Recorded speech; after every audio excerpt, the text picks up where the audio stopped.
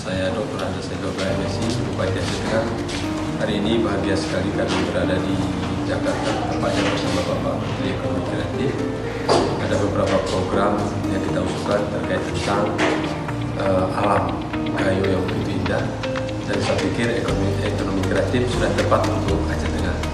Dan beberapa program yang kami sampaikan ke Pak Menteri, dan sambutan Pak Menteri luar biasa.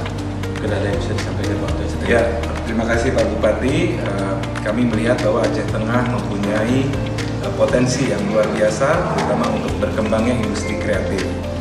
Kuliner Ya, sangat baik di sana, potensinya musik, kemudian juga fashion, souvenir, merchandise, dan seterusnya. Jadi Pak Bupati tadi menyampaikan bagaimana para pegiat ekonomi kreatif di sana bisa semakin berkualitas dan akses pasarnya juga semakin luas, apakah itu ke tingkat nasional bahkan ke tingkat global.